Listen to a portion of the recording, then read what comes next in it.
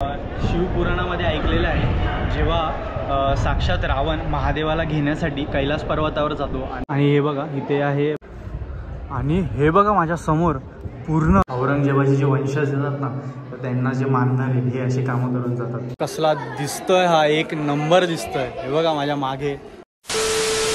पुन्हा एकदा स्वागत आहे तुमचं आपल्या या छत्रपती संभाजी महाराज नगरच्या दुसऱ्या भागामध्ये। पहिला भाग तर तुम्ही बघितलाच असेल, जिथे मी कृष्णेश्वर मंदिराचे दर्शन घेतले आणि सोबतच 2 मंदिर मी अजून एक्सप्लोर केले। आता मी आलो आहे इथे एलोरा लेण्या बघायला आणि सोबतच कैलास मंदिर सुद्धा। तर माझ्या मागे तुम्ही बघता एंट्रन्स आहे। आता इथे तिकीट काढू आणि आतमध्ये प्रवेश करू। हे बघा इथे इंडियन सिटीजनसाठी 40 रुपये आणि फॉरेनर सिटीजनसाठी 600। हे असे काहीतरी तिकीट म्हणजे तुम्हाला टोकन भेटेल आणि आतमध्ये मग इथे एंट्री घ्यायची आहे। जर फोटोग्राफी करायची असेल आतमध्ये तर हे बघा असं काहीतरी परमिशन घ्यावी लागते। ह्याची दर काहीतरी 25 रुपये। आता आतमध्ये एंटर केलंय आणि समोरच हे दृश्य बघतोय ना, कसलं भारी दिसतंय। तुम्ही पण बघा। आता हे जे तुम्ही समोर बघताय ना, हे आहे कैलास मंदिर। आता आपण आतमध्ये जाऊ आणि ह्या मंदिराला पूर्णपणे एक्सप्लोर करू। मंदिर बाहेरून तर एक नंबर दिसतोय। वरती जायला पण बहुतेक जागा आहे, जर मिळाला टाइम तर वर सुद्धा जाऊन मी तुम्हाला दाखवेन। कैलास मंदिर हे महाराष्ट्राच्या छत्रपती संभाजी महाराज नगर जिल्ह्यातील वेरूळच्या गुहेमध्ये स्थित आहे। तुमचा विश्वास नाही बसणार, परंतु या मंदिराच्या निर्मिती वेळेस कोणत्याही अशा वस्तूंचा उपयोग केला गेला नाही ज्यामुळे हे समजू शकेल की हे मंदिर कोणत्या वेळी बनवण्यात आले आहे। बांधकामाच्या शैलीच्या अंदाजावरून संशोधकांनी या मंदिराला किती दिवस झाले असतील याचा फक्त अंदाज लावण्याचा प्रयत्न केला। काही संशोधकांच्या मते हे मंदिर जवळपास 1900 वर्ष जुने, तर काहींच्या मते हे मंदिर 6000 वर्षांपेक्षाही जुने असावे। हे विशाल कैलास मंदिर भूतकालीन इतिहासातील अतुलनीय कलेचे एक विशेष उदाहरण आहे। या मंदिराला हिमालयातील कैलास पर्वतासारखे रूप देण्यात आले आहे। वेरूळच्या 16व्या गुहेमध्ये असलेले हे मंदिर पर्वतांच्या उंच दगडांना भेदून बनवण्यात आले आहे। महत्त्वाची गोष्ट तर ही आहे की हे संपूर्ण मंदिर फक्त एकाच दगडावर बनवण्यात आले आहे, जे या मंदिराला विशेष मंदिरांमध्ये समाविष्ट करते। जगात बाकी सर्व मंदिरे डोंगर फोडून किंवा त्यावर समोरून कोरीव काम करून बनवण्यात आले आहे, परंतु जगातील हे एकमेव मंदिर आहे ज्यामध्ये बांधकाम हे वरून खाली करण्यात आले आहे। केलेल्या संशोधकानुसार सर्वप्रथम मंदिराच्या शिखराचे काम केले गेले, त्यानंतर मंदिराच्या पायाकडे काम करत वाटचाल केली गेली। संशोधकांच्या मते या मंदिराच्या खोदकामावेळी जवळपास 5 लाख टन दगड निघाले असावेत। या मंदिरांच्या गुहा सुद्धा एका रहस्यापेक्षा कमी नाही। या गुहांमध्ये जाण्यास सरकारने बंदी घातली आहे। 1682 साली क्रूर औरंगजेबाने देखील 1000 मजूर मागवून हे मंदिर पाडण्याचा प्रयत्न केला होता। एवढा खटाटोप करूनही या मंदिराला जरा सुद्धा धक्का बसला नाही। थोडेफार नुकसान झाले ते फक्त बाहेरच्या बाजूला असलेल्या कोरीव मूर्तींचे। अखेर औरंगजेबाने हार मानली आणि तो तिथून निघून गेला। एवढ्या सुंदर जागेवरती पण हे असे कारनामे केले आहेत। हे जे औरंगजेबाचे जे येतात ना, औरंगजेबाचे जे वंशज येतात ना, तर त्यांना जे मानणारे हे अशी कामं करून जातात। हे बघा सर्व जागेवर आहे।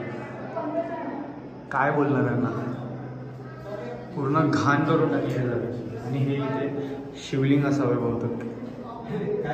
हे बघ, हे जसं आपण शिवपुराणामध्ये ऐकलेलं आहे, जेव्हा साक्षात रावण महादेवाला घेण्यासाठी कैलास पर्वतावर जातो आणि महादेव तेव्हा येत नाही, तर त्यावेळेला असं होतं की रावण काय करतो की महादेवांना घेऊन जाण्याच्या दृढनिश्चयाने आलेला असल्यामुळे तो काय करतो की कैलास पर्वत उचलण्याचा प्रयत्न करतो। त्यामुळे हे इकडे हे बघ, रावण पूर्ण आपल्या हाताने हे त्याची पूर्ण भुजा इथे दाखवली गेलेली आहे आणि हे पूर्ण कैलास पर्वत आहे। आणि वरती तुम्ही बघाल तर साक्षात महादेव आणि त्यांच्या बाजूलाच माता पार्वती आहेत। तर असं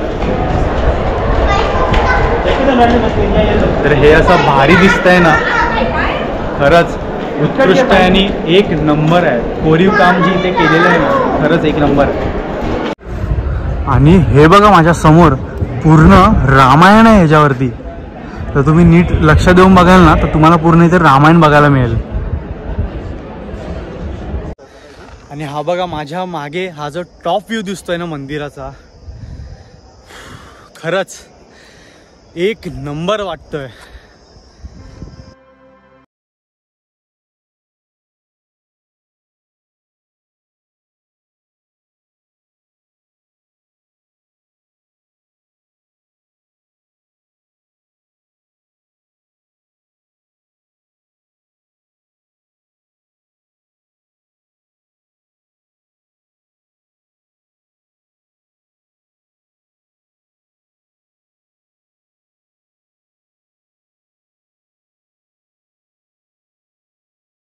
तर आता लेण्यांपासून काहीतरी 15 मिनिटाच्या अंतरावरच आम्ही आता रिक्षाने आलो आहे. 15 मिनिटाच्या अंतरावरच इथे भद्रा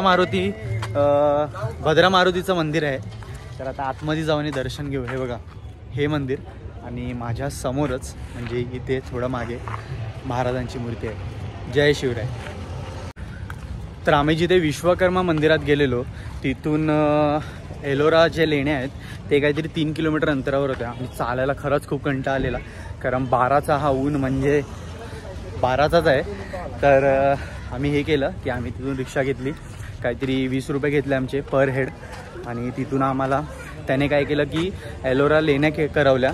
तिथून मग परत आमच्या लेण्या झाल्यानंतर त्याने आम्हाला पिक केलं आणि इथे मंदिरात घेऊन आलं, भद्रा मारुतीच्या मंदिरामध्ये.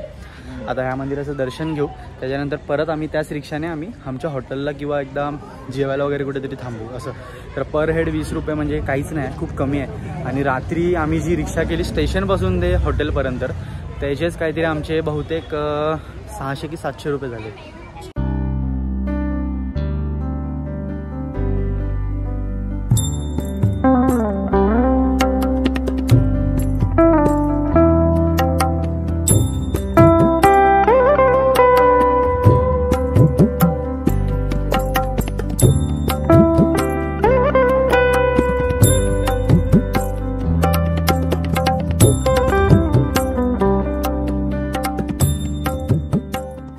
जिथून आम्ही प्रवास सुरू केलेला परत आता आम्ही तिथेच आलो आहे. तर आता आमचा एलोरा लेण्या म्हणजे एलोरा केव्स कैलास टेम्पल आमचा बघून झाला आहे. त्याच्यानंतर आम्ही गेलो भद्रा हनुमान या मंदिरामध्ये. आता तिथलं दर्शन घेतलं, सर्वांचा प्रॉपर झालेला आहे. आता जेवून वगैरे आम्ही परत आता इथे आलो.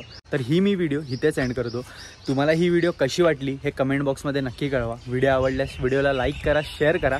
आणि याच्यानंतर एक व्हिडिओ येणार आहे, तो असेल देवगिरी किल्ल्याचा. आणि मी देवगिरी किल्ल्याची थोडक्यात माहिती द्यायचा प्रयत्न करेन.